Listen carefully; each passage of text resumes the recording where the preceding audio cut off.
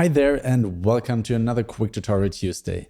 At the end of the video, you will be able to recognize bad sounds and noises that we don't want in our voiceovers, vlogs or podcasts. These are the sounds that can take away from the quality of your voice and the overall experience. But first things first, I highly recommend using high quality headphones to get the best experience. You might miss out on some crucial details without them. So why is this important? One could argue, why bother removing these sounds? I hear them in real life, so why change anything after recording? Well, here's the thing. It's all about psychoacoustics. Even though the sounds we hear with our ears and through the microphone might objectively be the same, what happens after our ears pick up the sound is what matters. Our brain plays a big role in how we perceive sounds.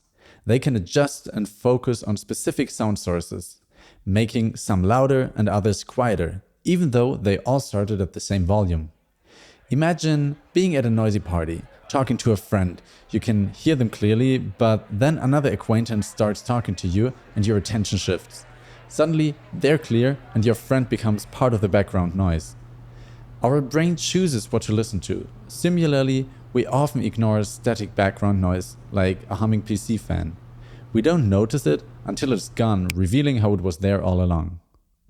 Microphones, unlike our ears, don't have brains to process sound selectively. They pick up all the sounds objectively. So removing these bad sounds is essential to ensure a cleaner and higher quality audio experience in your recordings. This video aims to familiarize you with these disturbances. Feel free to share in the comments which interference you encounter the most and if you're interested to learn how to fix them. Noise. Let's start with noise. When we talk about noise, we mean distant traffic, wind rustling through trees, distant waves, and even noise introduced by technical parts of our equipment. A common type of noise we all know is white noise, where the same energy is spread equally across all the frequencies. Static noise can be effectively reduced with a denoiser. However, noises like passing cars are trickier to remove because they constantly change pitch. Reverb. Every room reflects sounds differently, giving each space a unique sound. For instance, a car sounds different from a living room, which sounds different from being in a cathedral. Too much reverb can be really bothersome and make it tricky to understand what someone is saying. Here's a real-life example. The coconut tree hill was first portrayed in 1881 by German philosopher and zoologist. The only time we do not have to worry about reverb is when we record in an open field. There are de-reverb plugins that can usually help reduce reverb.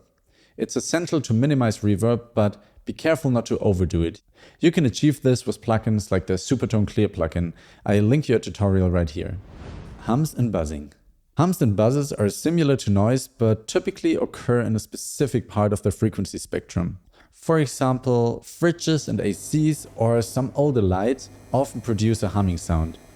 Reducing these sounds is relatively easy with an equalizer, but there are more specialized tools like dehum by isotope. Wind. Wind can be a problem. If you don't have wind protection like foam or a dead cat on your microphone, when air pressure hits the microphone's membrane, it creates a deep rumbling sound.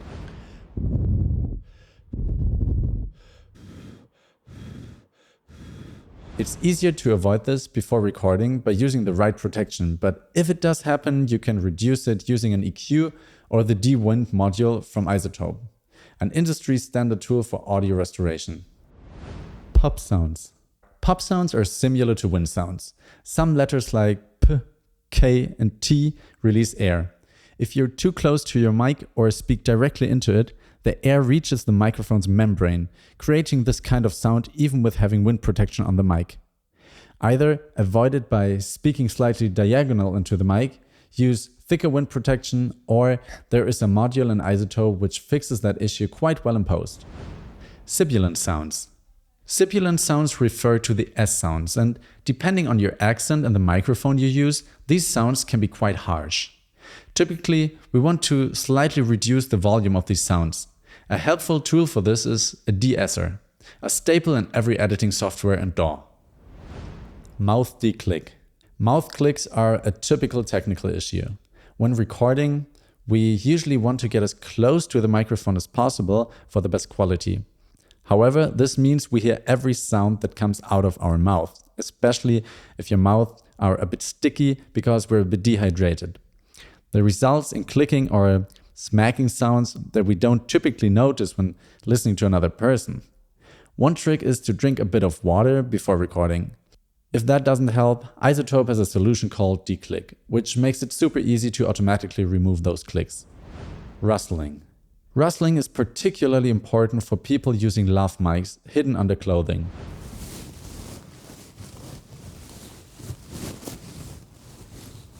When you move while talking, you can get rustling sounds depending on how you attach the lav mic and the fabric you're wearing.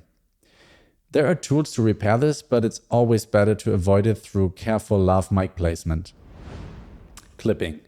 Lastly, let's talk about clipping, which is a distortion of our sound and sounds like this. This is called clipped audio, and it refers to the signal being chopped off at the top because the signal of your audio was too loud at any point in the signal flow. If you hear this, it means you recorded your signal too loud. When recording our voices, we usually want to avoid this. However, in some cases, like using electric metal guitars, distortion can be a cool effect. If you experience clipping while recording, one possible fix to prevent it could be to reduce the audio gain on your recorder or camera. I hope you were able to hear all the mentioned interference noises and now have a general idea of what to listen for when reviewing your recordings. If you can successfully eliminate these elements during or after recording, you're 80% closer to achieving a professional sound. Oktofred out.